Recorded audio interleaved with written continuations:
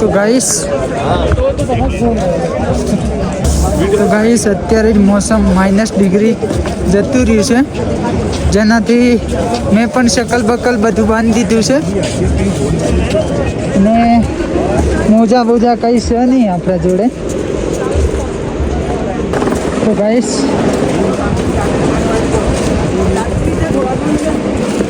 જો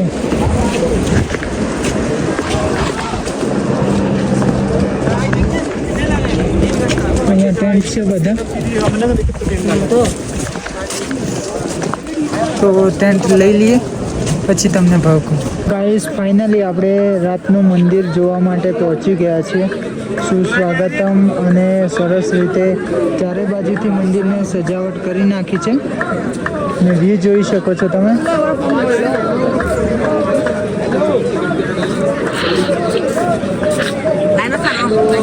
હેલો, ચલો તો ગાઈસ બધી બાજુથી તમને ફરીને બતાવી દઉં.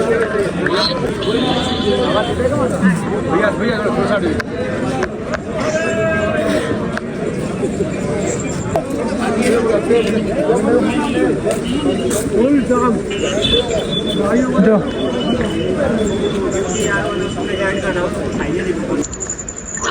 તો ગાઈસ આ તમે ભીમશિલા જોઈ શકો છો અને ભીમશિલા એડજસ્ટ આ મંદિરને પાછળની સાઈડે આવીને ઊભી રહેલી છે, જેનાથી અહીંયા 2013ની અંદર જે બાળ આવી હતી એ કમ્પ્લીટ પરફેક્ટ આ મંદિર ને કંઈ પણ નુકસાન ના થાય એના માટે પાછળ આવીને ભીમશિલા ઊભી રહી, જેનાથી મંદિરને કોઈ પણ આંચ ના આવી, નુકસાન ના થયું. તમે જોઈ શકો છો, આ તમને લાઈવ હું દ્રશ્ય બતાવી રહ્યો છું. 2013 में पैसे आई थी. ચારે બાજુનો વ્યૂ છે ને કાલે છે 22 તારીખ, જેથી બાબાના દરવાજા કાલે ખોલવાનો એડજસ્ટ સવારના 8 વાગ્યાનો ટાઈમ છે. કાલે 8 વાગે દરવાજા ખુલશે. તો ચાલો તમને બતાવીશું સવારમાં. અહીંયા અત્યારે નાઇટનો વ્યૂ તમે જોઈ શકો.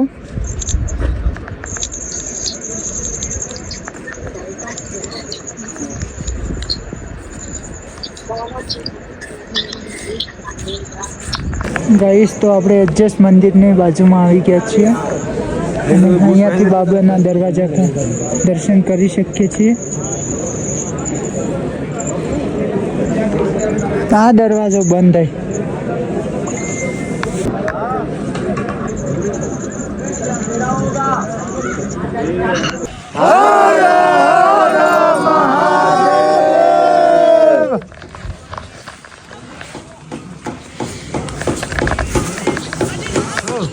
Hey guys, हम भाई के बहुत बड़े फैन हैं. हमने इनका वो देखा स्टोरी इंस्टा पे केदारनाथ जा रहे, तो हम उनको ढूंढते ढूंढते हम आ गए मुंबई से. कल पहुँचे हम, तो आज फाइनली भाई मिल गया हमको. बहुत अच्छा लगा, बढ़िया लगा, बहुत मस्त है भाई. हमें भी बहुत अच्छा लगा. सब्सक्राइब करो, लाइक करो, फॉलो करो, सब करो भाई को. वो कागज वो नाखो यार. તો ગાઈસ તમારે પણ ટોકન લેવું હોય તો આ જે પુલ છે એના પુલના જસ્ટ એડજસ્ટ સામેની સાઈડે અહીંયા તમને જોવા મળી જશે. ત્યાંથી તમને ટોકન મળી જવાનું છે, જેનાથી તમે દર્શન કરી શકશો. તો હર હર મહાદેવ. અત્યારે જો રાતના 12 વાગી ગયા છે, આપણે જઈ રહ્યા છીએ હવે ટેન્ટે. આપણું મેં પંજીકરણ કરાવી દીધું છે, રજિસ્ટ્રેશન કરાવી દીધું છે. ઓકે, નાઇટનો વ્યૂ બતાવું તો નાઇટનો વ્યૂ કંઈક આ ટાઈપનો છે. ઉપરની સાઈડે ભૈરવ બાબાનું મંદિર છે અને આ બધા ટેન્ટ લાગેલા છે. અહીંયા ઉપર ઓમ છે. ચાલો તો આપણે હવે જશું ટેન્ટમાં. રાતના વાગી ગયા છે 12:10 ને હવે જઈએ આપણે ટેન્ટમાં, સૂઈ જઈએ. કારણ કે સવારમાં 8 વાગે દરવાજા ખુલશે અને રાતના 3 વાગ્યાથી લાઈનમાં રહેવું પડશે. હર હર મહાદેવ.